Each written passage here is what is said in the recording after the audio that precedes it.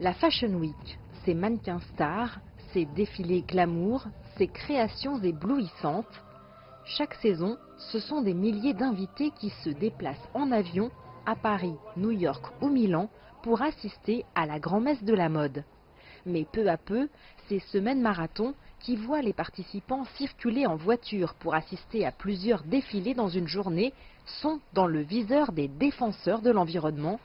Déplacements en avion et grosses limousines pour VIP, sans compter les installations éphémères des défilés. Cette année, la Suède a même annulé la semaine de la mode de Stockholm sous le feu des critiques. Venus saisir quelques instants de grâce devant les défilés parisiens, étudiants en mode et curieux sont aussi sensibles à la problématique environnementale.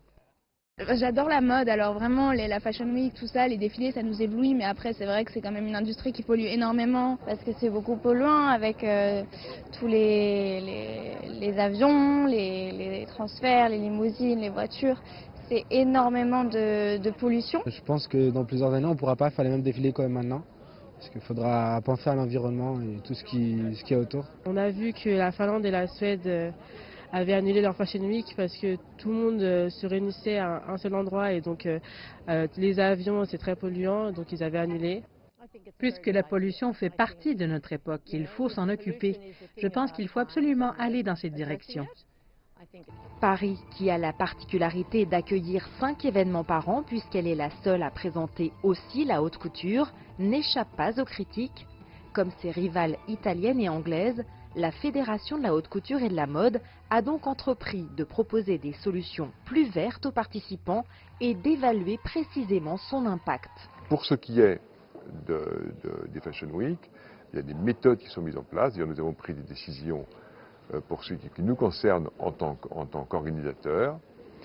Nous allons par ailleurs nous développons une méthode d'éco-conception qu'on mettra à disposition des marques pour qu'elles puissent se mesurer. Les grandes marques le font d'elles-mêmes, mais toutes les marques n'ont pas les moyens de le faire. Les efforts des grandes marques ont été très visibles cette fois-ci, mais toutes les marques n'ont pas les moyens de le faire.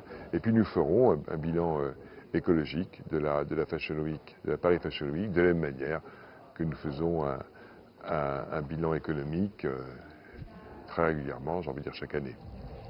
Si les Fashion Week et les grandes maisons avancent vers une mode plus durable, l'industrie de la mode reste l'une des plus polluantes au monde, qui produit 20% des eaux usées mondiales et 10% des émissions mondiales de carbone. Un impact environnemental insoutenable, induit par ce que l'on appelle aujourd'hui la fast fashion.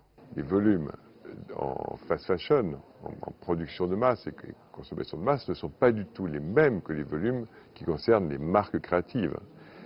Déjà, les chiffres, le volume des marchés est de 1 à 10, enfin, l'écart, le rapport de proportion. Mais vous imaginez qu'on est en matière de volume, de tonnage, on n'est même pas à 1 centième, on est à 2 centièmes, à 3 centièmes, voilà, même encore moins. Donc le vrai sujet, c'est que ça concerne la fast fashion et la consommation de masse, et c'est un sujet très important. Face à l'urgence, la réflexion sur l'impact environnemental fait son chemin, y compris dans l'univers de la mode et des Fashion Week, avec des marques qui se responsabilisent et des solutions plus vertes utilisées lors de la présentation des collections. L'industrie de la mode, qui est l'une des plus émettrices en CO2, semble vouloir s'attaquer au problème en adoptant des comportements plus vertueux, compatibles avec les objectifs de réduction des émissions. Jade Charles, CGTN, Paris.